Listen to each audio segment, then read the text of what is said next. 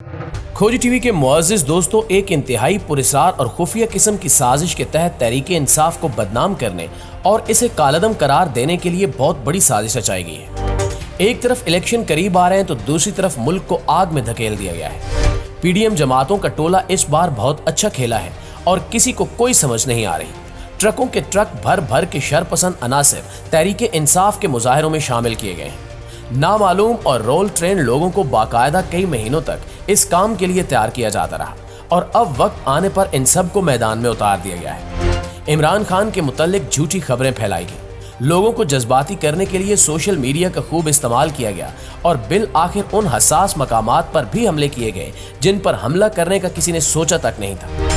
इस वीडियो में आज हम आपको बताएंगे कि किस तरह भारतीय गुंडों से मिलकर पीडीएम जमातों ने तहरीक इंसाफ को बदनाम करने और कालअदम करार देने के लिए ये खेल खेला है।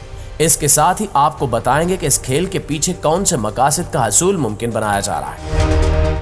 नाज़रीन, इमरान खान की यूं अचानक गिरफ्तारी यकीनन तकलीफ दे थी और किसी ने सोचा तक नहीं होगा कि इस तरह पलक झपकते ही इमरान खान को जबरदस्ती गिरफ्तार करवा लिया जाएगा। तहम इनको गिरफ्तार किया गया तो मुल्क भर में मौजूद तहरीक इंसाफ के सपोर्टर्स के माबैन शदीद गम और गुस्सा पाया गया।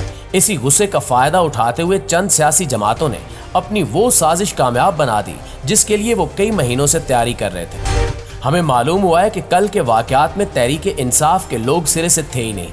हमने मुल्क भर में होने वाले बड़े वाकयात के वक्त मौजूद सहाफियों से राब्ता किया तो हमें जवाब मिला कि वहां तहरीक इंसाफ के कारकुनान अब तक बाहर नहीं निकले। लेकिन हमारा सवाल अब भी बरकरार था कि अगर तहरीक इंसाफ के कारकुनान नहीं निकले तो मुल्क भर में तोड़ फोड़ कौन कर रहा है और इसके पीछे क्या कहानी कार फरमा हो सकती है। हमने इसकी तहकीक शुरू की तो इंतहाई खुफिया किस्म का मंसूबा हमारे सामने बेनकाब हुआ। दरअसल हुआ कुछ यूं था कि पीडीएम में शामिल चंद सियासी जमातें ऐसी थीं जिन्होंने माजी में इस तरह के खेल खूब खेले हैं। मुल्क भर में नस्ली और लसानी फसादात में इन सियासी जमातों का बड़ा किरदार रहा है। पीडीएम के सरकर्दा जमातों ने इन जमातों के सरबराहान के साथ मिलकर एक ऐसा मंसूबा तैयार किया जिसका नतीजा तहरीक इंसाफ को कालअदम करार देने में निकलना था। मंसूबा कुछ यूं था कि जैसे हमने अपनी गुज़श्ता वीडियो में बताया कि इमरान खान से गिरफ्तारियों का सिलसिला शुरू किया जाएगा और इन्हें किसी नामालूम मकाम पर मुंतकिल कर दिया जाएगा। इन्होंने भी ठीक इसी तरह किया। पहले इमरान खान को तशद्दुद करके गिरफ्तार किया, पूरे मीडिया को हिदायत दी कि इमरान खान की वीडियोस खूब बढ़ा चढ़ाकर दिखाई जाए ताकि लोगों के जज्बात को उभारा जा सके। जब इमरान खान गिरफ्तार हुए तो मुल्क भर में मौजूद तहरीक इंसाफ के हामी जज्बाती हो गए और अपना एहतजाज रिकॉर्ड करवाने के लिए सड़कों पर निकल आए। इन्हीं जज्बाती लोगों का फायदा उठाते हुए चंद सियासी जमातों ने अपने लोग मुल्क के मुख्तलिफ हिस्सों में इनके साथ शामिल होने के लिए रवाना कर दिए। लाहौर समेत पिशावर और दीगर शहरों में ट्रक भर भर के आए और सारे उस एहतजाज में शामिल हो गए। पहले से एहतजाज करने वाले तहरीक इंसाफ के साथी समझने लगे कि शायद अपने ही साथी आ रहे हैं, लेकिन हकीकत में वो एक खुफिया खेल के मौरे थे। उन्होंने सबसे पहले शुरुआत लाहौर से की क्योंकि इस खुफिया मंसूबे का मरकज भी लाहौर ही था। लाहौर में इन मौरों ने तहरीक इंसाफ के दीगर साथियों को इंतहाई हसास मकामात की तरफ मार्च करने पर राजी किया। चूंकि उस वक्त तक तहरीक इंसाफ की जानिब से कोई एहतजाज का प्लान सामने नहीं आया था और ना ही मरकजी और सूबाई क़यादत एहतजाज में शरीक थी, इसलिए सब ने बगैर मुशावरत के हसास मकामात की जानिब मार्च करना शुरू कर दिया। ये कैसे हो सकता है कि मुल्क की सबसे बड़ी जमात के कारकुनान हसास मकाम की जानिब मार्च करें और इनके साथ कोई मरकजी रहनुमाई ना हो। तहरीक इंसाफ की जानिब से भी इस पर कोई रद्द-ए-अमल नहीं आया क्योंकि सारे यही समझते रहे कि ये सब जाकर पुरअमन एहतजाज रिकॉर्ड करवा कर आ जाएंगे, जो कि सब का यकसा आईनी हक है। जब लाहौर में हसास मकामात की जानिब मार्च खत्म होने के करीब आया तो लोगों से भरा एक और ट्रक वहां पहुंचा जिनके पास तखरीबकारी का सामान था और वो आते ही भीड़ में शामिल हो गए। कुछ फासला तय करने के बाद ये अफराद मुंतशिर होना शुरू हुए और इनमें से चंद तखरीबकार और शरपसंद अनासिर ने हसास मकाम के बिल बोर्ड्स और दरवाजों पर हमले करने शुरू कर दिए।